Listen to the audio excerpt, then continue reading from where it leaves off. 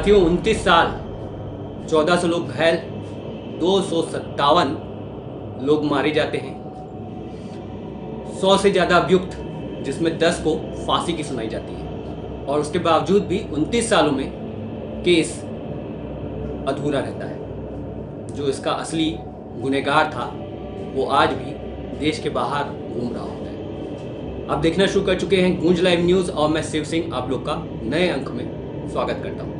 साथियों, आज का दिन ब्लैक डे के रूप में पिछले 29 साल से मनाया जाता है। मैं बात करने जा रहा हूँ आज 12 मार्च 1993 के bomb blast, Mumbai bomb blast, जिसमें सिलसिलेवार तरीके से 12 जगह बम रखा गया आतंकवादियों द्वारा और ना जाने कितने लोग जो बेगुनाह थे वो मारे गए और कितने लोग घायल हुए।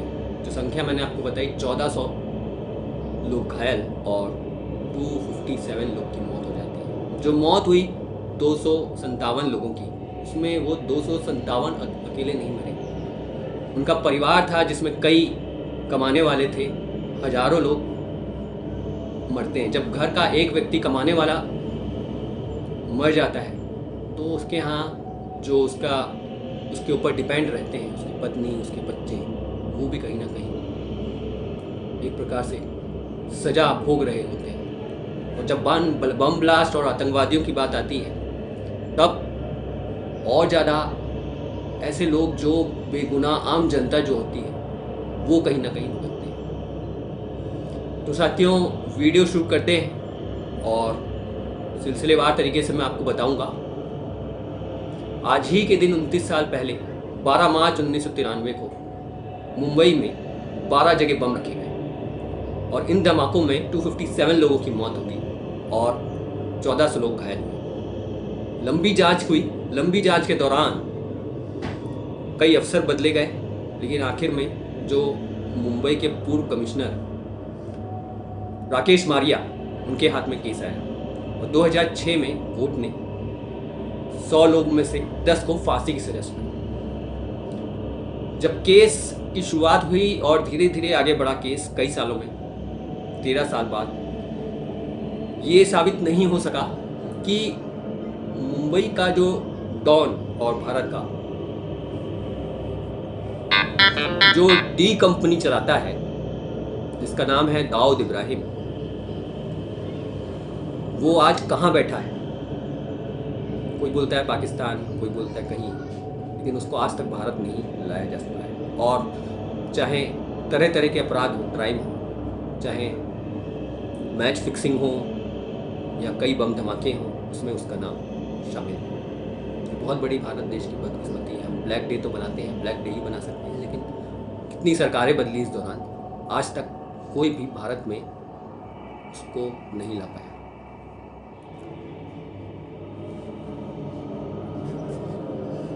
मुंबई में इस केस की जो गवाह रहे और जो घायल रहे, उसमें से एक कीर्ति अजमेरा आज के दिन को याद करके बताती हैं एक न्यूज़ चैनल को कि 29 साल पहले आज ही के दिन बॉम्बे स्टॉक एक्सचेंज में वो मौजूद थी और जब बम धमाका होता है तो उस बम धमाके में वो घायल हुई थी।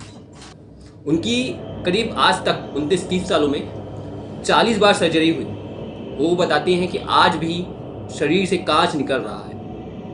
उस दिन को याद करते हुए बताते हैं कि किस अवस्था में वो घायल थे और बड़ी मुश्किल से उनकी जान बचाई गई थी। इस तरह के ना जाने कितने हजारों लोग जो घायल हुए और जो आज भी कहीं ना कहीं पीड़ित हैं, और साथ के साथ वो परिवार जो आम लोग जिनके घर से शहीद हुए, वो उस दर्द का दंश झेल रहे हैं। और आज तक कोई सरकार ऐसी नहीं हुई जो उस दाऊद इब्राहिम को भारत लाया जाए। हालांकि भारत की सरकारों के हाथ छोटे हो गए हैं। आज भी मैच फिक्सिंग में या कहीं ना कहीं जो बिजनेस होते हैं, बड़े बड़े जो काले बिजनेस होते हैं, उसमें उसका हाथ होता है और आज भी वो कहीं ना कहीं व्यापार कर रहा है। लेकिन भारत सरकार इतनी मजबूर है, चाहे 14 से मोदी जी की सरकार चल रही हो या फिर उसके पहले 10 साल लगातार यूपीए गवर्नमेंट कांग्रेस की सरकार हो, उससे पहले अटल बिहारी वाजपेयी बीजेपी सरकार थी, वो आज भी कहीं ना कहीं उस जो असली जो उसका गुनहगार है वो आज भी खुलेआम घूम रहा है। हालांकि कोशिशें सरकार ने बहुत करी लेकिन कोशिश नाकाम हुई। साथियों, 93 बम ब्लास्ट की जांच करना मुंबई पुलिस के लिए बहुत बड़ी एक टेढ़ी खीर थी।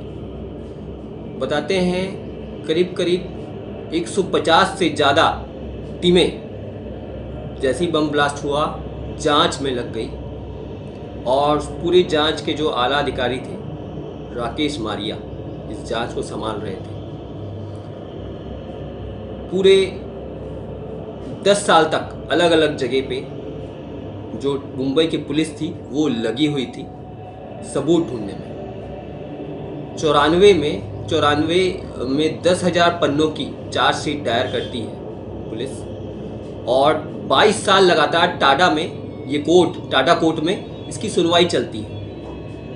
टाडा कोर्ट से जो परिणाम आया वो मैं आप लोग के सामने थोड़ा सा रखना चाहूँगा, वो आप सुन लें किन किन को सजा हुई, क्या हुआ 22 सालों के दौरान। अबू सलेम, उसको उम्र कैद हुई और 2 लाख का जुर्माना हुआ। इसका काम था इस पूरे बम धमाके में हथियार लाने, बांटने, साजिश रचने और आतंकी गतिविधियों में शामिल रहने का दोषी पाया गया। इसे 2005 में पुर्तगाल से भारत लाया गया।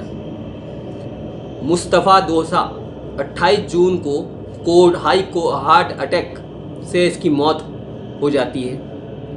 इसे मास्टरमाइंड बताया जाता है। रायगढ़ में हथियार लैंड कराए और आरोपियों को ट्रेनिंग के लिए पाकिस्तान भेजने और साजिश रचने का दोषी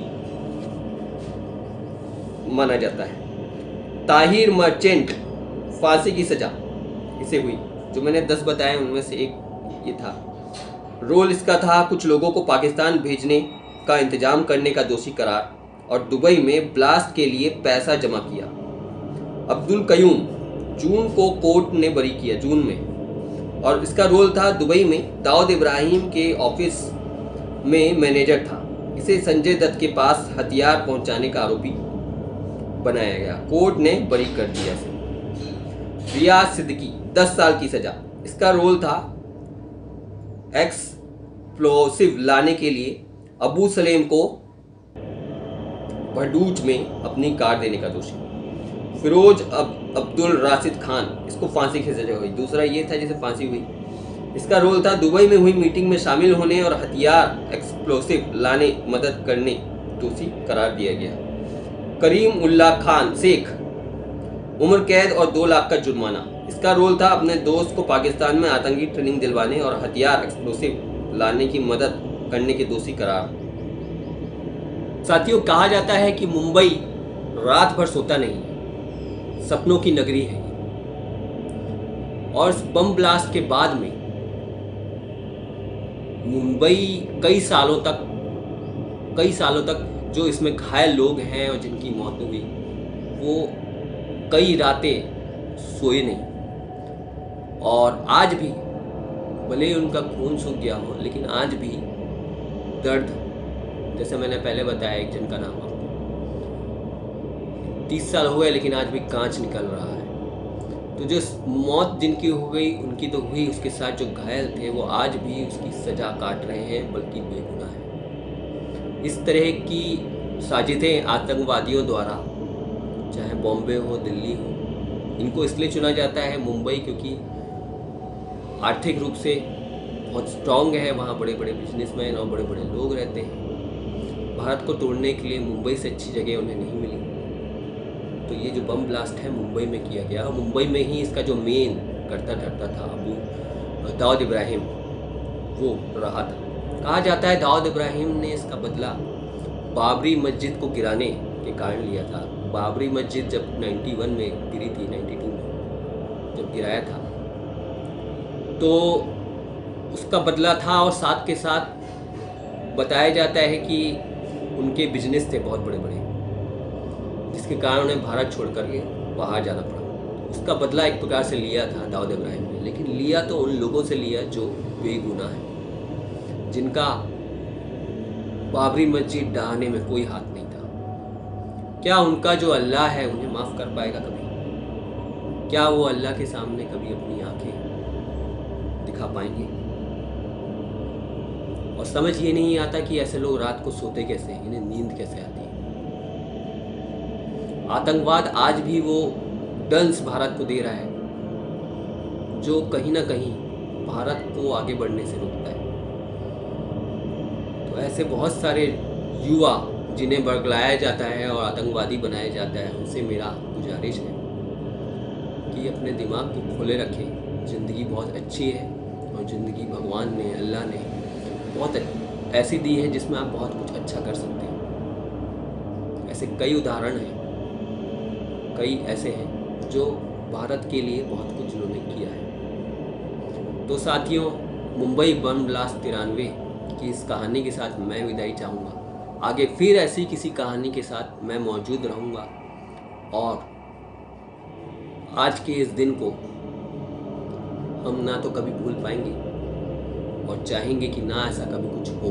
तो सतर्क रहिए, दिमाग खोल के रहिए